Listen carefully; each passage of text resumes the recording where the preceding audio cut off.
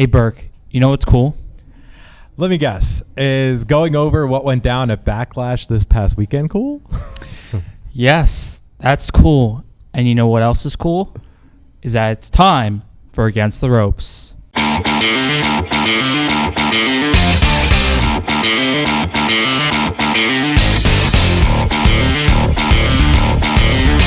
Hello, I'm Thomas Emeric, and welcome back to Against the Ropes, your source for your wrestling news. Well, we're a faction today. Joining us on the show for the first time is freshman Ilian Nunez. Thanks for having me. It's great to be on the show today. Yeah, no problem. Welcome to the show. And joining me, as always, we've got Mommy. Oh, I'm sorry, Taylor Berkowitz.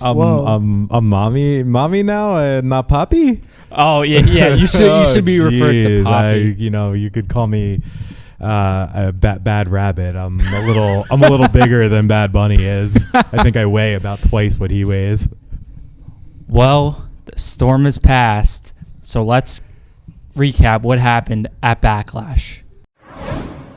This past Saturday was the WWE Backlash Premium Live event. To kick off the show, the EST of WWE, Bianca Belair, retained her Raw Women's Championship against the Genius of the Sky, Io Sky.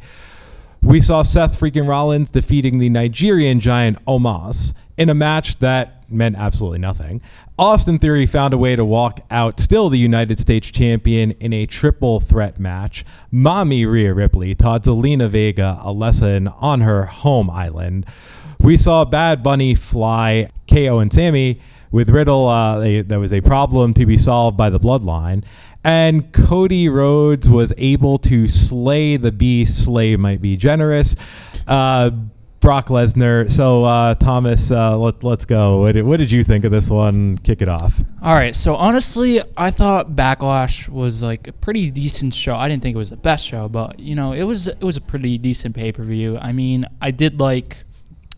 Probably my favorite match was the Bad Bunny and Damian Priest in a Senwan street fight. That was a really good match. I think that was probably one of the best matches on the show. And then I did like Io Sky and Bianca Belair. I thought those two went out and really gave it their all, honestly.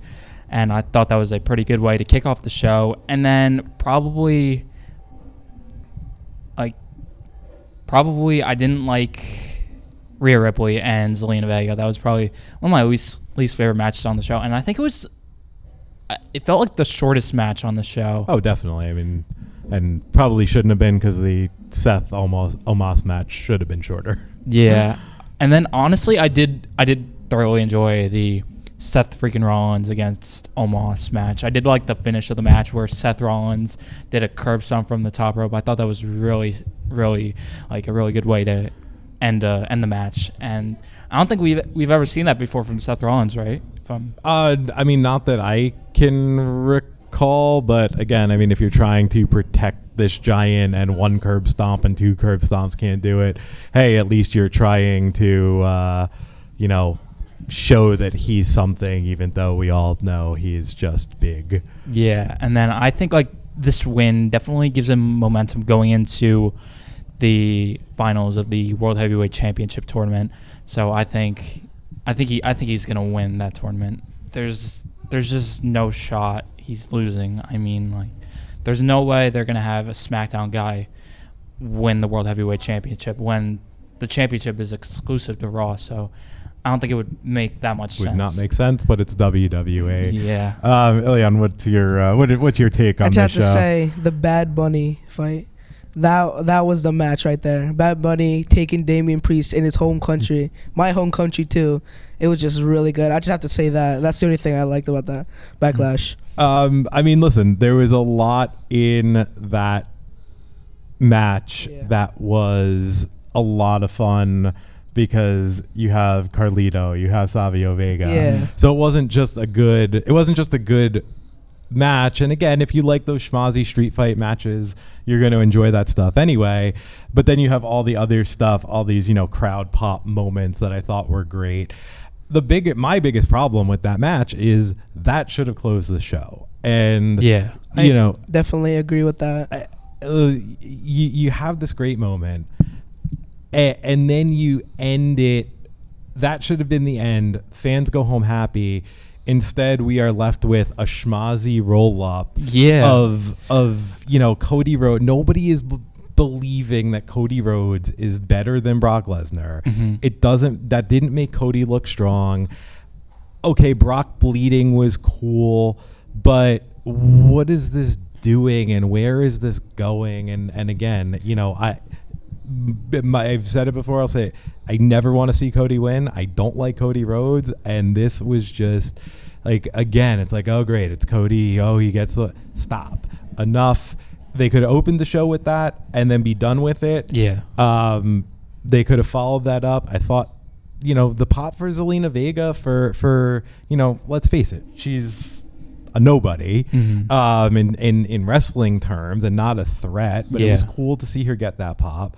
But then you could have, really built that card up and finished with your two strongest matches, which was Bianca Io, and then send everybody home happy. It was a fun show. It was fine. They just structured it very poorly. In my opinion. I definitely agree with that. If they ended up with Bad Bunny and Damian Priest, it would have been really good. Yeah, definitely. And again, for a B-level show, that's all you want. Just make it fun. Yeah. So, as you all know, here on Against the Ropes, we do not give out star ratings. But since Carlito made his appearance, we will be rating this show in terms of apples. So, let's see. Thomas, I'll throw it to you. How many apples are you giving out of 5? I'm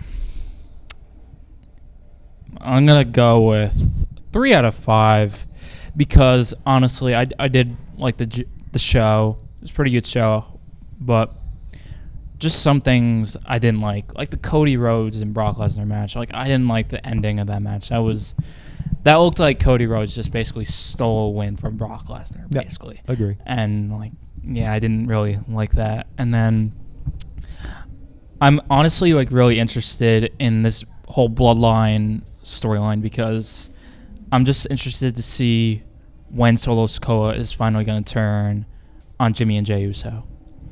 And how many apples are you giving this one out of 5? I'm going to stick with Thomas. I'm going to do a 3.5. Keep it there because also how you said the structure of the show, it's not really what I wanted to, ending how the match ended.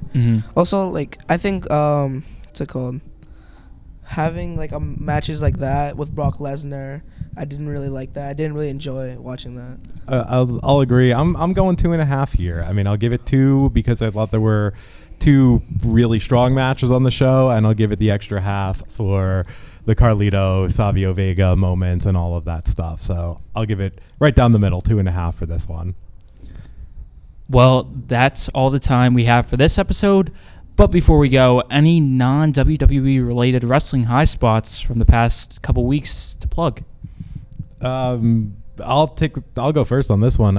I thought Dynamite last night was a terrific show and the best one it's been in a while. I won't give out spoilers in case people here have not caught up on it and want to, but the cage match was great. Got some good returns, storylines advanced, and some really good promos. I think they've been struggling with the build to Double or Nothing, and last night I was engaged start to finish, and I thought they did a really good job building up for that.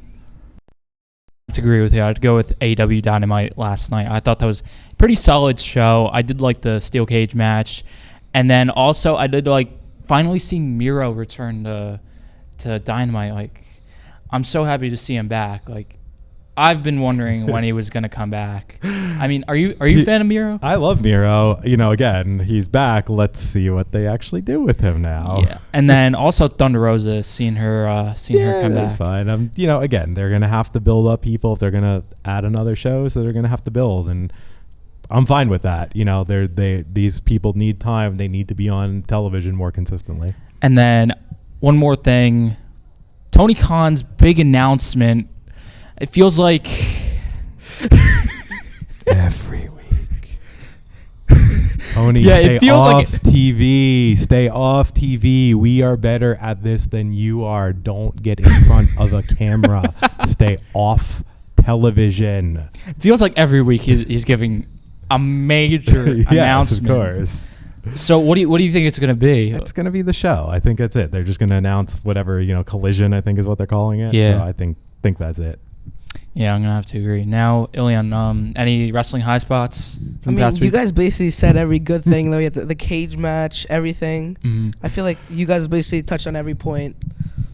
Yeah. I was entertained last night. I mean, the last few weeks I've been sitting there watching it and it's like, all right, it's in the background. Last night I was into it. In the end, I want to see what happens next. So again, no spoilers. Well, before we wrap things up, I just have a quick surprise to show you all. Breaking out the merch. Yeah. Ooh. Ooh. We got brand new merch. we have merch. We have really merch. good.